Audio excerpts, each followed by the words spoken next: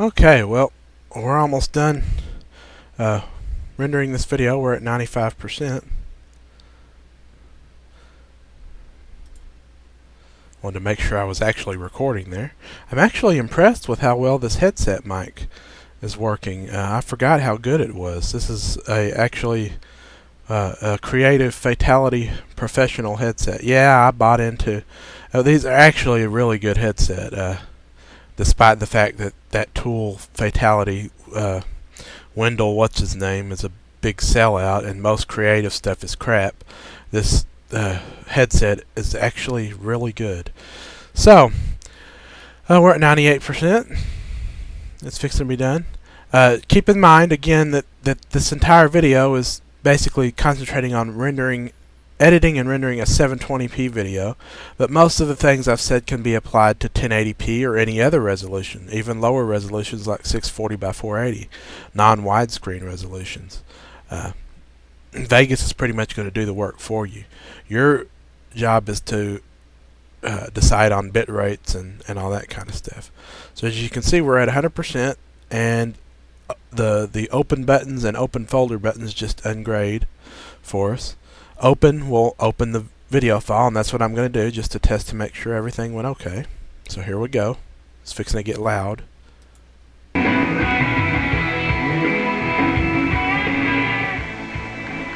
Well, hi everybody.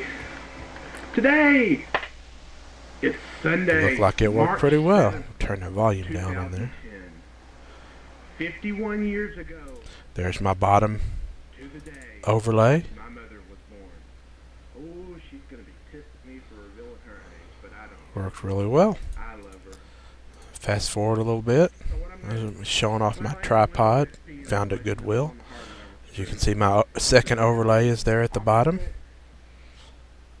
Oh, I forget the model number, but it's a Pentium 4 2.4 All the way to the end.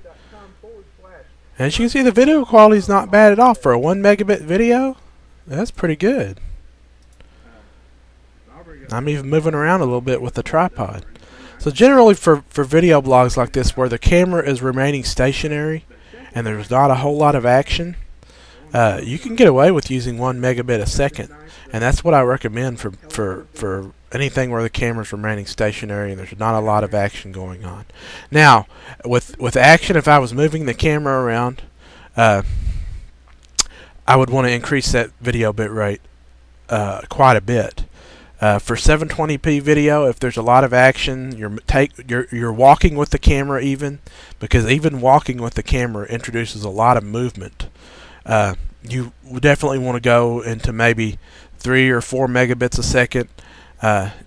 You could increase that sharpness slider up a little bit there at the encoding process, but and if you're recording, if you're doing, like I know Runt, you're doing a lot of, if Runt even watches this, you're doing a lot of gaming videos. Well, a lot of my gaming videos, since YouTube's not really supporting full 1080p, I tend to sometimes I'll do them at 720p just for the hell of it instead of 1080p. But to give you an idea, if you're doing a gaming video at 720p, 1 megabit a second is not going to do a good job. You want something like here I have a bit rate. Here I have a template here for I have a whole lot of templates. I have one here that's 6 megabits video for web is what I call it. 6 megabits, 720p, 30p, 720 30p video. And if you go into custom here, I'll show you the audio bit rate has gone way up to 128, which is standard. You know, constant bit rate, Windows Media 9. I should have changed that to advanced profile. We'll save that. 720p video, 30 frames a second again. And it does no good. You might want to say, well, what if I want to render to 60 frames? What if I recorded at 60 frames a second in fraps or something? Well, YouTube only supports 30 frames a second, so you're either going to have to preferably you want to cut that frame rate down to 30 frames a second here in Vegas.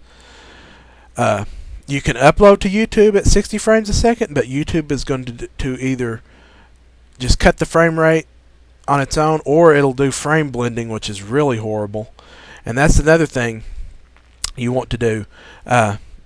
You can see here I got the video smoothness setting set at sharpest, which I shouldn't. 90, there's really no point beyond 90. Always make sure seconds per keyframe is set to 1. That's one thing that I can say over and over again. Anyway, if you're working with fraps and you've recorded a video, say at 60 frames a second, and this goes for 720, whatever resolution you're working at, if you've recorded it at anything other than, or anything higher than 30 frames a second, what you want to do is, after you've imported all your video, or as you import the video into Vegas, you want to right click on the video clip and go down to switches and disable resample. You want to completely disable resampling, because what that does is it will cut the video down to 30 frames a second, a sharp 30 frames a second, and instead of doing frame blending, which is where since it can't do 60 frames a second, it just tries to blend, and it gives this real blurry, or some people like the effect it gives you. Experiment, but for me, I like to disable frame interpolation, or it's called resampling actually. But what it does is blend both frames together, and it gives the illusion that the frame rate is faster in the outputted video, but the quality just doesn't seem to be there. You have to increase the bit rate quite a bit to keep up with the quality. So if you disable resampling, it works out much better. So, like I said, to put it succinctly, if you have a video that's higher than 30 frames a second and you're going to upload it to YouTube, then you want to right click on the video clip and click disable resample. That's going to give you a lot better output. It's going to give you a 30 frames a second with no frame blending, and that's what you want for YouTube or any other. I don't think Adobe Flash is capable of putting out 60 frames a second video at all. I think it's locked at 30 frames a second, which is why YouTube is locked at 30 frames a second. So that's about it. This is probably going to be a 5 or 6 part video anyway. If you have any questions, please feel free to ask them. You can, I'm going to close Vegas here. Oh look, you can see my video as it's being recorded. There's my fraps folder. At least I know I'm not talking to, sometimes I'll accidentally hit the wrong key and my video won't even get recorded. Anyway, if you have any questions, you can go to my YouTube channel, which is noxtech.com. NOXTEKDOTCOM. There's my channel. It's www.youtube.com/noxtech.com, or to make it simple, you can go to www.noxtech.com, and it'll take you right there. It'll take you right to my channel, my YouTube channel. That's the way I have it set up. And you can ask me questions here. Or you can go, I totally invite you guys to go to our forum, our gaming forum. It's a gaming computer geek type forum. Here you can see one of my videos, computer destruction, hardware destruction. I love that. You can go here, join up, sign up, go into the forums, and you can post any number of questions you want. We all love to talk to people. We have a great little group of regulars that come by every day and try to help answer questions or just shoot the bull. We have a what are you doing thread that's 233 pages long.